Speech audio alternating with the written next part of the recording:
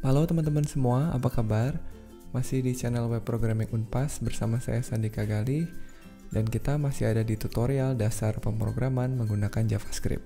Oke ya, jadi kalau kalian mengikuti seri ini dari awal, saya yakin sekarang kalian sudah paham betul mengenai struktur kendali atau control flow yang ada pada pemrograman, khususnya pada JavaScript. Nah, di video ini kita akan membahas mengenai pengulangan dan pengkondisian, tapi sedikit lebih kompleks, di mana nantinya kita akan mencoba membuat pengulangan dan pengkondisiannya tersebut istilahnya bersarang begitu ya. Misalnya nanti kita menyimpan pengkondisian di dalam pengulangan atau sebaliknya misalnya, atau menyimpan pengulangan di dalam pengulangan lagi. Karena jika nantinya kalian membuat program atau aplikasi di dunia nyata, hal ini pasti akan terjadi. Ya, jadi kalian harus paham betul mengenai perilaku dari pengulangan dan pengkondisian ini. Anggap aja di video ini kita akan latihan untuk lebih mengasah lagi pemahaman kalian. Oke, kita langsung aja lihat contohnya ya. Nah, ini misalnya saya punya sebuah file index.html sederhana seperti ini. Misalkan judulnya saya ganti jadi latihan. Lalu di dalam bodinya kita hubungkan ke file JavaScript. Tagnya adalah script. Kita kasih source-nya ke misalnya filenya script.js. Lalu kita buat dulu filenya script.js. Nah, sekarang gini, misalnya saya kasih sebuah pertanyaan.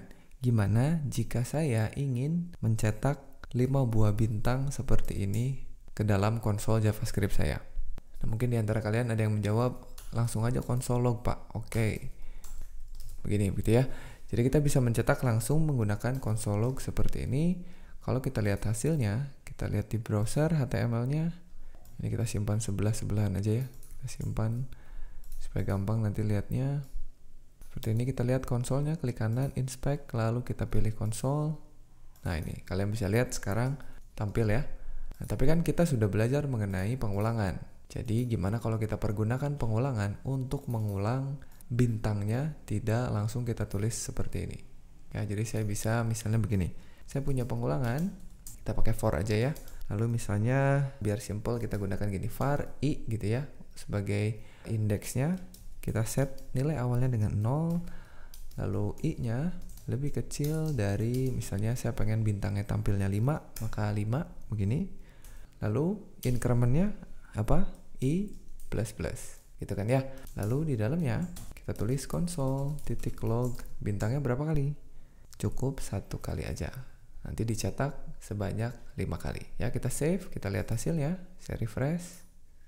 Nah, ternyata hasilnya begini ya. Betul, bintangnya dicetak sebanyak 5 kali, ya, karena console log-nya diulang sebanyak 5 kali, tapi dia tidak tertulis ke sebelah kanan. Supaya tertulis ke sebelah kanan gimana?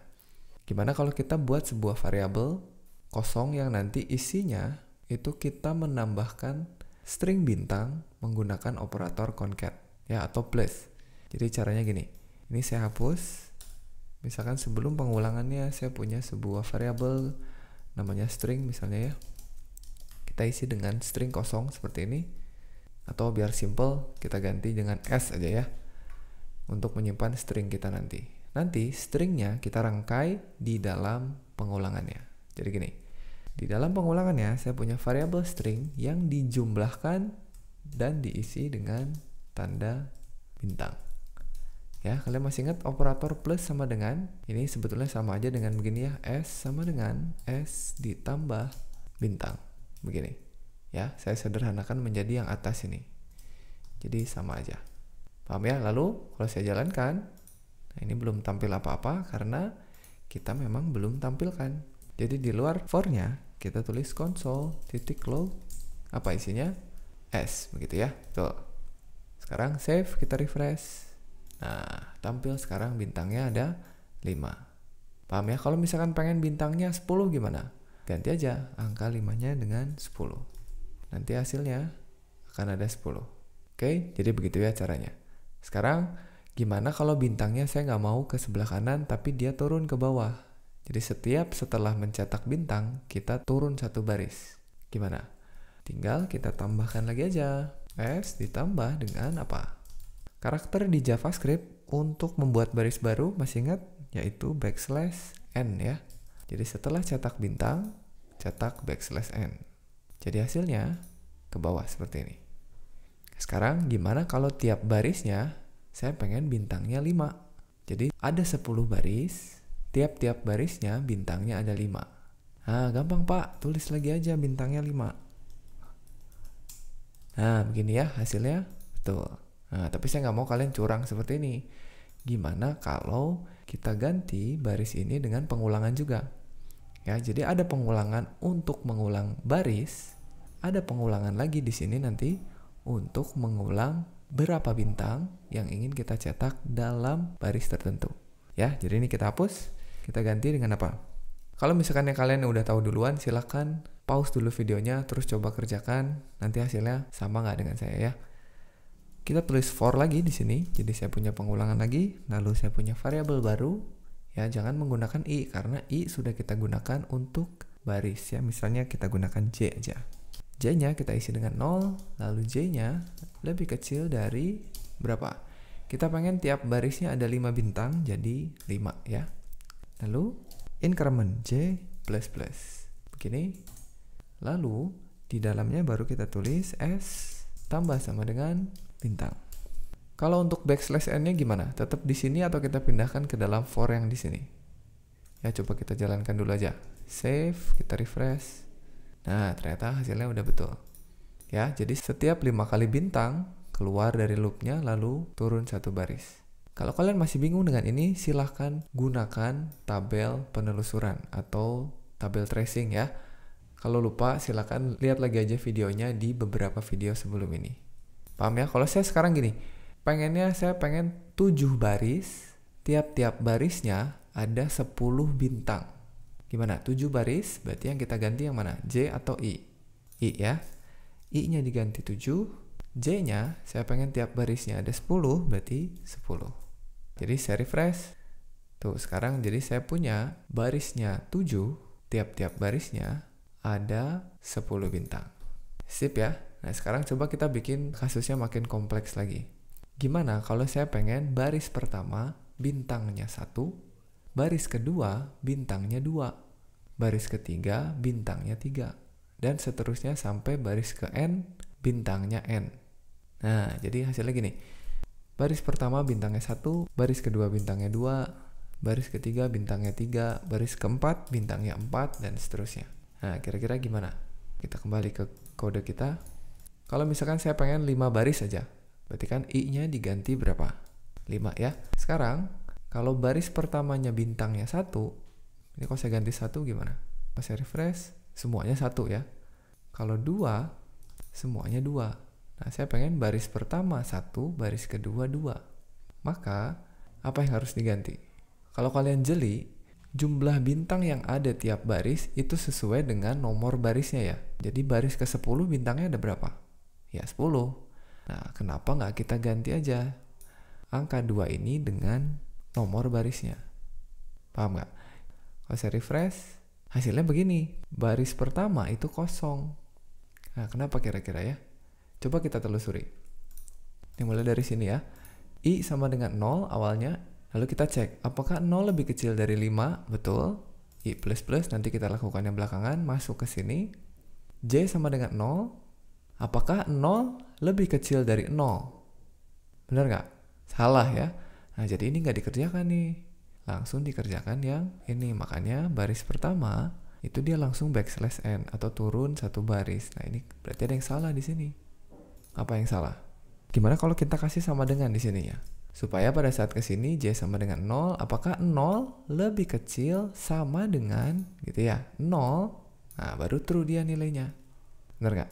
Ya, coba kita sekarang jalankan, saya refresh. Nah, sudah benar ya, baris ke 1, 1, baris ke 5 ada 5. Sekarang kalau misalkan saya ganti barisnya jadi 15.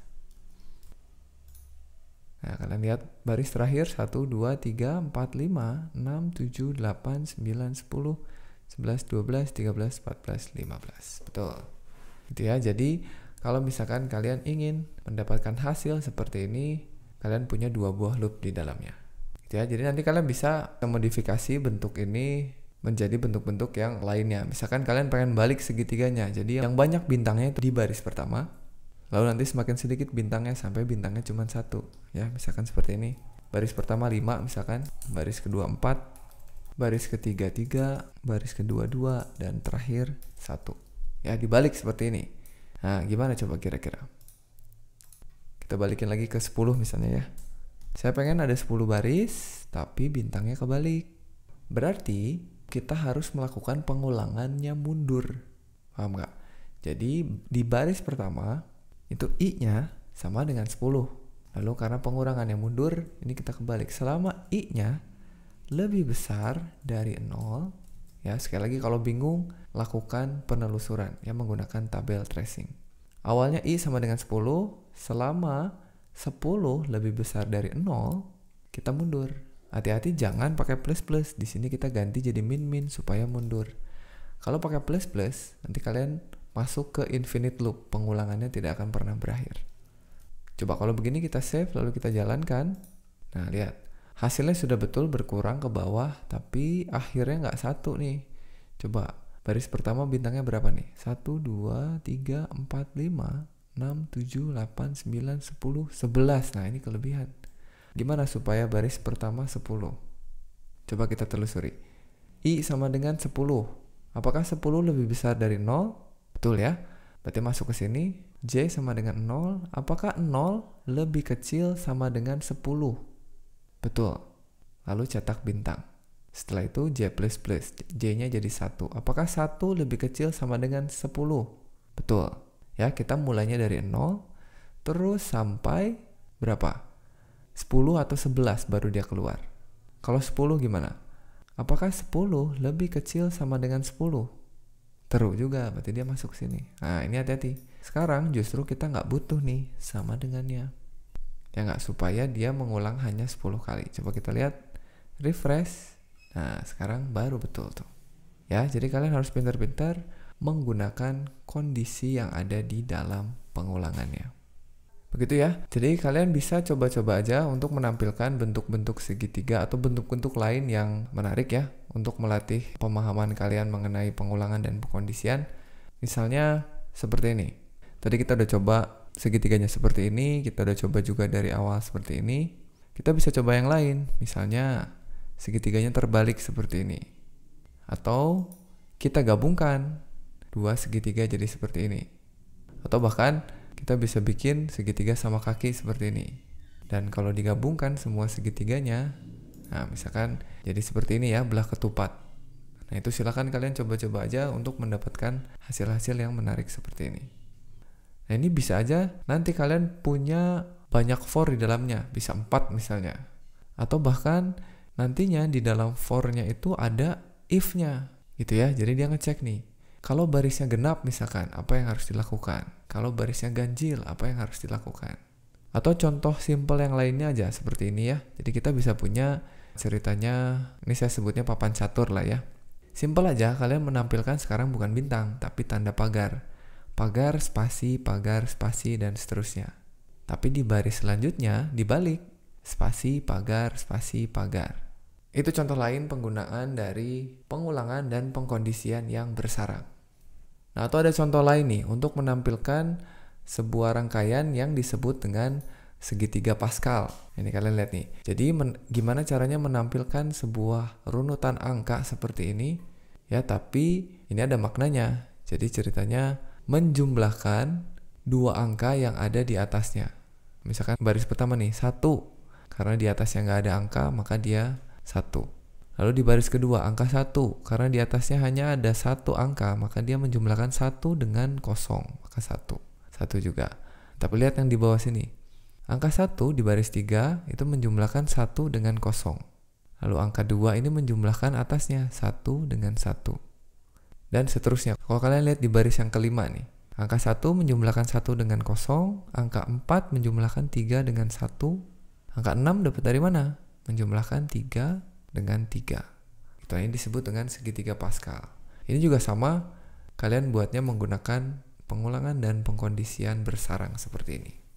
Ya, jadi silakan diasah terus pemahamannya tentang pengulangan dan pengkondisian, karena konsep dasar ini bermanfaat untuk kedepannya kalian belajar materi-materi yang lain.